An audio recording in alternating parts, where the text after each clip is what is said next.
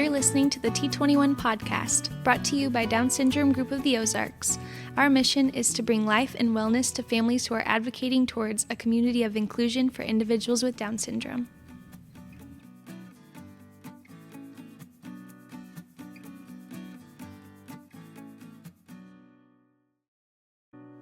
Hey everyone, welcome to today's episode at T21 Podcast. I'm Ben Ward, joined alongside Chloe Jones, my co-host. Hello. How are you, Chloe? I'm doing great. How are you? Good. Trying to stay cool. It's pretty hot out right now around us, so I'm trying to stay cool, but doing well. So we're glad you all could join us today. Today we're talking about AAC and how those type of tools, along with speech therapy, help individuals with Down syndrome and other differing abilities express themselves, build confidence, and connect with the world around them. So we're going to dive straight in. We are joined today by Allyson Beary. She's the Director of Therapy Services and Speech Language Pathologist at Mercy Rehab. Allyson, thanks for joining us today. Hello, thank you for having me. Yeah, absolutely. So I just want to get the ball rolling. I said in the intro there AAC, and a part of that is because I have problems pronouncing that first word. So, explain to the listeners what AAC is. Yeah, so AAC stands for Augmentative and Alternative Communication. Augmentative being us providing any supports that will help somebody communicate with what they already have. So we're augmenting their communication. And then alternative meaning offering a different way other than verbal speech, an alternative to communicate. Okay. Can you give us some examples? What are some devices that might be used for something like that? These can be as simple as what we call low-tech devices, meaning no electronics or no battery, no voice output. So we'll do picture boards or spelling letter boards. Mid-tech or high-tech, that is when people think of AAC technology, that's typically what we're thinking of. It's that digitized voice output. You have to plug it into a charger and charge it. They typically will come on, tablets or like iPads as the hardware, and then they're equipped with communication softwares that fit the individual. Okay. In your job role, or do you see, like, is it 50-50, kind of like with the high tech, mid tech, low tech, or is there one that's used more often than the other in your job role? I would say high tech is more sought after. It's more easily accessible, quicker for communication. If you, if you were trying to tell a friend a story and you had to write it all out with a pen and paper, that would take you a really long time versus if you were typing it and that computer was speaking for you. So I think time and accessibility. Our kiddos specifically really gravitate towards more high tech, the visual component. A lot of our kiddos who use AAC are visual learners. So, then you kind of have something in front of them that they can touch and feel.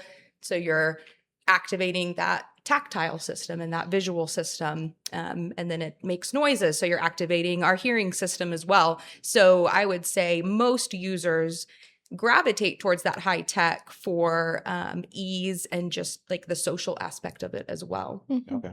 Gotcha. Totally understand that. I know my thumbs move a lot faster as I'm texting than writing out of letters. Yeah.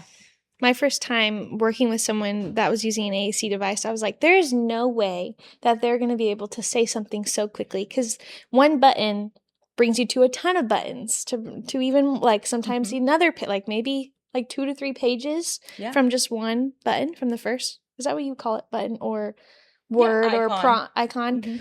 So I'm like, there's no way someone can, but oh my goodness, that little 2-year-old was like, and could say a whole sentence. So several of these devices then, like a button or an icon, could be a whole word or a whole sentence. It's not per letter or anything. Or absolutely. Yeah. Okay. You can customize them to be anything, word, phrase, sentences, whatever fits the user. It's very interesting. And very, very interesting. So a lot of people that do use AAC devices, is it just because they are non-communicative or non-conversational, or is it who is the population that would use them? I am a huge advocate that anybody who needs even the littlest bit of assistance with communication can benefit from some form of alternative communication. And I always, too, like to tell people that all of us use alternative methods of communication all of the time. If I don't want to explain something to you necessarily at this time, I might choose to use my facial expression to kind of tell you how I feel instead. So we all use alternative communication. So everybody can benefit from it. When communication becomes frustrating at any age or any level, that is when I would want to look at, alternative methods, because what we don't want is for communication to be frustrating. So that can happen at any age. Yeah. Okay. I was curious if you could, from just the Down syndrome aspect, what, with their speech and developing differently, how is it different from their peers specific to Down syndrome? Yeah, individuals with Down syndrome often develop speech and language differently because there are several factors that affect how they learn and communicate. Physically, we have lower muscle tone a lot of the time, or just the structure of our oral cavity can develop differently. And speech is a very intricate thing. It's very difficult. Yeah. It requires a lot of fine muscle movement. And so our individuals with Down syndrome will sometimes struggle with that fine motor control. Hearing can play a big role. We know that those with Down syndrome can have frequent ear infections, or even like the most mild hearing loss can affect how we develop language if we're not hearing it appropriately. And processing, memory and processing kind of brings in that cognitive component, where developmentally they just might struggle a little more to develop those skills compared to their peers. Okay. So you mentioned just the skills that they would need in their mouth and orally. So do you as a therapist pair AAC with also helping build that muscle with their oral area cavities? Yeah. Oh my goodness. Yeah, absolutely. I think I can speak for speech therapists when I say, we never want to abandon targeting verbal speech. That is always the end goal.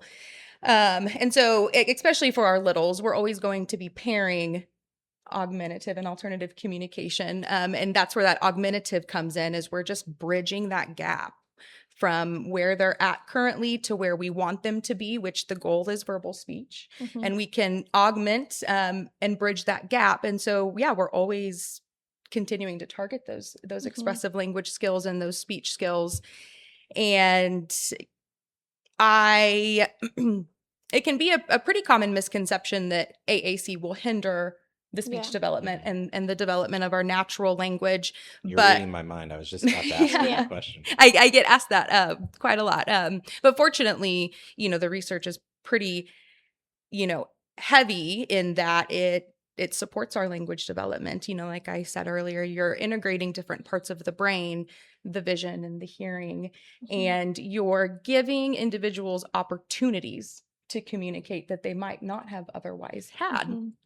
So we're only, by introducing alternative communication, we're really, truly only enhancing their potential. That makes so much sense how you said that. Yeah. That was my biggest question when working with an AAC device, and my client at the time was, I'm like, how is this helping him? I'm like, there's no way. But that makes so much sense that it's enhancing what would not be there.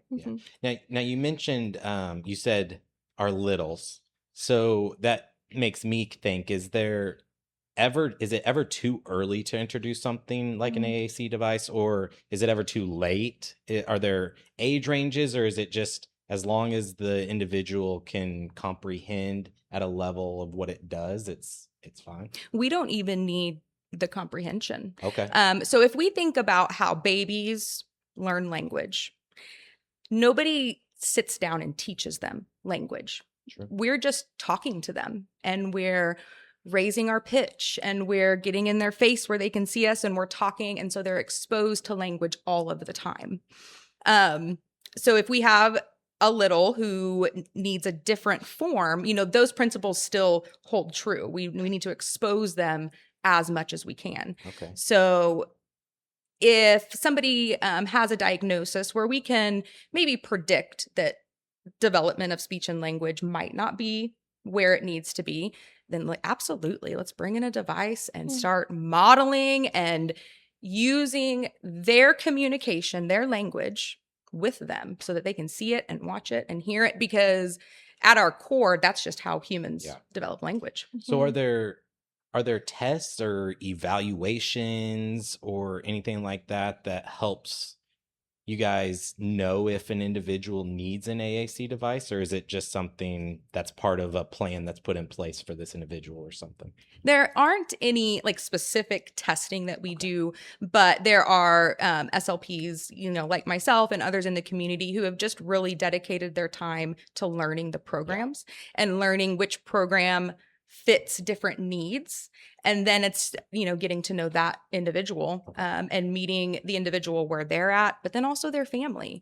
AAC can be a really big beast to tackle on for the mom and dad running between soccer practices and all of the stuff that families are already doing. It can seem like a really big beast. So, yeah. I was just curious. The only AAC device I've actually seen in person that was high tech is where you actually click it. Would someone that might not have the capability to touch a screen, is there devices you work with that maybe are like through, I've seen like through eye gaze? Yes. Oh, the technology is so cool these days. Really. Eye gaze has been around for a long time. So anyone who can't access a device directly with touch, which is always our first stop because it's going to be the easiest to control. We can do eye gaze. We can do like infrared type access, where maybe you put an infrared dot on your forehead or on a hat, and that's what activates the device. Wow. Newer technology is things like electrodes on different muscles, so even the slightest movement can pick up on, it like through an electrode that then activates the technology. Wow. Technology, man, coming I know. so far. I know. That's awesome though, that's available. Absolutely. So how, you just said that it can be kind of a beast for families. So obviously when a family goes somewhere, say Mercy Rehab, someone as yourself is helping in the process. And I'm not saying once they go home, you're no longer available to help, but when they are at home, what is some advice you can give a family to just encourage them to stay on top of it? Or are there certain things they can do to minimize that massive beastment feeling? My first advice to parents and families is always, it's not going to feel natural. It's going to feel odd and weird and awkward. Don't let that cause you to abandon it. It's normal to feel that way. You're learning a second language. Yeah. Truly, it's a second language, and that's difficult. So don't get discouraged. Have it available. If a device is in a backpack or if it's in a drawer, it's not accessible. It's not in our vision. Okay. And kids get very out of sight, out of mind. So if we don't see something, it doesn't exist. So have it available, just even out on the kitchen table. You would be amazed at if just setting a device on a kitchen table and just leaving it there, how kids will start to kind of go to it and play around with it and explore it. Kids don't want to do anything that we're like telling them to do, right? Like, I need you to do this, because then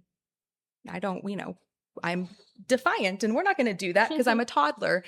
So just having it available and not putting that pressure on them to communicate can be very helpful. And model.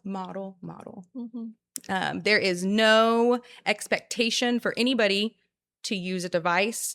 And even if, a kiddo I'm working with doesn't want to use it, I can still use it and I can model that language, and they're learning. They're soaking it up. I've seen kids who refuse to use their own device until they decide to use it, and then you realize that they've been watching and learning you all along. Nice. And they know what they're doing. They just needed that buy-in and that absolutely. comfort. That's so cool. Sorry, I actually have a question for the back of the room as I sit back here. How has AI, talking about the technology, how has AI been introduced to these devices, and how is it I assume, enhanced the not only the process but the technology? Yeah, I think there's a lot more opportunities for text to speech type things, which can really benefit some users, maybe even specifically users with Down syndrome who they can communicate. They might just not be understood as well. And as technology just continues to develop and be refined, those access issues just continue to go away. Where, and like even as simple as how sensitive a touchpad is for individuals, like myself, who I don't ever have to think about that stuff. It's not important to me. But for somebody with lower muscle tone who can't physically like push, that can be a barrier.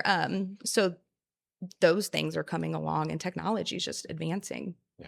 Yeah. So would you say, going off of that and your previous answers, is it wise for, I'm assuming, I'm learning, like this is great. I'm learning as we go here, for the parents or caregivers then, as the individual is using whatever device they're using, for the caregiver and parent to use the device to communicate back? Yes. Okay. As long as the person whose device it is okay with that. Okay. I always advocate for this is their voice, and if they don't want you to touch their voice or have anything to do with that, then we need to respect that. But usually, I mean, it's the opposite in that AAC users welcome anybody entering their world and communicating with them in a way that they can understand and in a way that's being expected of them. So really, when you get everyone involved and you get them all entering their world, that is where the magic will happen. Nice. Is there a certain, I mean, obviously I'm sure each device has a certain learning period or something like that, but in your professional opinion, is there a certain amount of time that parents or caregivers can expect it to take an individual with Down syndrome or any disability to be able to learn that device? Like, we're talking a month, 6 months, a year? It's always learning. I mean, we're always learning how to talk better. So is it a learning process the rest of their life? Yeah, every individual really is different. I have seen those who get a device and just take right off and know. I think a lot is dependent on like our receptive language. How well do we understand what's being said to us? How well are we kind of understanding the world? But I mean, and these days, like with technology is just such a big part of what we do that kids literally just pick it up and know what to do. And nobody teaches them. It's wild. And I always tell parents, you will struggle more than they will. I promise you. Yeah. It will be harder for you than for them. But that's a good thing, right? It's always harder for us parents than our kids, and that's where we want it. But yeah, it's us old adults who struggle with it. And the kids are fine. They're teaching us. I take that personally. So how can people outside of the home be supportive of this? That's a good Are question. you seeing schools, clubs, other organizations kind of dive into this with the individuals, or Yes. is this a barrier that we're seeing? More and more, it is less of a barrier. When I entered this field 10 years ago, nobody even really knew what you meant when you said AAC. Fast forward 10 years and like rapid tech advancements, and now everybody knows it and loves it. I mean, you go to any new playground and you're going to see an AAC board. I don't know if you guys have seen them, but they're putting them on playgrounds at schools. Yeah. They're putting them in parks. Willard Park, out where I'm at, just put up a huge communication board. So absolutely integration. I'm seeing more school districts adopt AAC fully and like purchasing devices for their classroom. And every child in the program is going to have one while they're there. Because I mean, and truly, like the more people in the environment that are on board and learn and are confident and comfortable, the better. Yeah. That's awesome. I remember seeing it at the Willard Park, but I didn't even, Yes. back then I didn't know what it was. So Uh-huh. you saying that, I'm like, wow, that's awesome. Yeah. Yeah, and So I'd love cool. to see him on playgrounds. And there's a lot of funding and like grant funding available right now for things like that, for putting AAC in the classrooms and on the playgrounds. One of our questions that I was really excited to hear was, can you share a story of an individual with Down syndrome or another differing ability whose life was positively impacted by AAC? Yes, Specifically. I could tell stories all day long, but one that always stands out to me is I was working with a family, and it can be really, it can be your gut instinct to want to hide all of the buttons. You know, you see a device and it can have 100 buttons on it, and your instinct is, they can't do this. Hide it all. We need like more and potty. We need those 2 words. And for some kids, that's exactly where they're at, and that's perfect. But it's really important that we give them opportunities to explore other words, because that's how we learn. So anyways, I was working with a mom who just really wanted to hide a lot of stuff. And I said, give me 1 week. Let's unhide everything. We're going to keep every button visible. And I want you to go home and just keep it on your kitchen table for 1 week. And we're just going to see what happens. And she came back the next week, tears in her eyes. And she said, he walked over there and found the word love, and then walked over to me and hugged me. And it's like, those are the incredible moments where we can just reinforce, you know, had he not had access to that word love, we wouldn't have known that he even knew what it meant. Yeah. And mom would have missed out on that opportunity for her son to hit love and hug her, you know, which just changed her whole world, I'm sure. Yeah. That always stands out to me. Such an incredible story. Those I love always it. bring smiles. As a parent, I mean, anybody, but as a parent, you know, of children, like that's just such an incredible picture that you just painted for us with that story. That's really cool. So I always say this, I don't have to say this, but I always say this, that these conversations are just incredible. And honestly, I personally have learned a lot just sitting here this last 15, 20 minutes. And I hate that we have to wrap it up. But before we wrap it up, I do have some closing questions that I'm just going to throw both of them out there. Is one, how do families that may not be familiar with AAC devices, what's kind of their first step to take to get familiar with them? And then, I mean, it's really just a follow-up. Where do they go after that first step? I mean, obviously, I know you work at Mercy Rehab, and so that's an option. But, you know, in the big realm of things, what is the first step that they need to take? Definitely getting in contact with a speech language pathologist if they don't have one. But anybody can like do a Google search of the devices available. And those companies are phenomenal with their support. So they can call, I mean, choose any of them and just call and ask for a rep and say, I have a child who needs an eval. Where do we go? And every state has their own rep. Every company has a rep for each state. So that would be my suggestion, is reach out directly to the manufacturers, because they have people and their therapists, speech therapists, OTs dedicated to these communities specifically to help our community members. I was going to close, but I do have one more follow-up. What would you say to those who are hesitant to do this? Is there any words of encouragement or advice that you could give them to make it not seem as big of a thing? I know we've talked about what it's like when they're in it, but like before they're even in it, it can be kind of overwhelming, I would imagine. And so do you have any like encouragement for those that might be a little hesitant to especially get involved for with someone that maybe has an older child and they've maybe lived their whole life without language, but are nervous about like, can they do this? Can they? Yeah, I would say it's never too early and it's never too late, and never underestimate the capabilities of individuals who are struggling to communicate. That can be one of the biggest barriers. It's not using a device or understanding it. It's this, like the people around us giving us the opportunities to be social and to learn. And so jump right in and give the opportunity, meet them where they're at, And I promise it's really incredible to watch. That's such a huge common theme on all of our guests that we Yeah. have on here is never underestimate. Mhm. Never underestimate. So is there anything else you'd like to add before we close here that we didn't quite touch on? I don't think so. I appreciate you guys having me, and I love Yeah. the work you do here, and Oh, thank appreciate you. it. Chloe, Thank you so anything? much for being on. Yes. Yeah, I was just like listening, like thinking of all of the times. A lot of the things you said are what you've told me in my work in the past. So Yeah. I'm like, Allyson told me that. You're Okay, like, yes. oh yeah.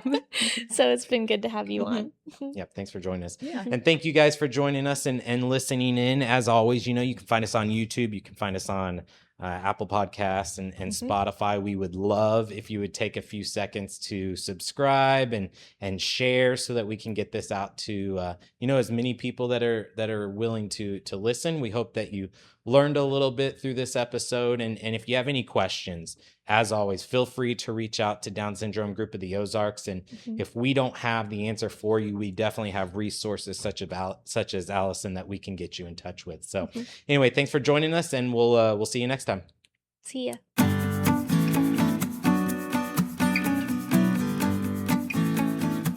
If you would like to learn more about Upside Down Mercantile, you can go to shopupsidedown.com or visit us on Commercial Street in Springfield, Missouri. If you have a topic you'd like to know more about, you can email them to info@dsgo.life.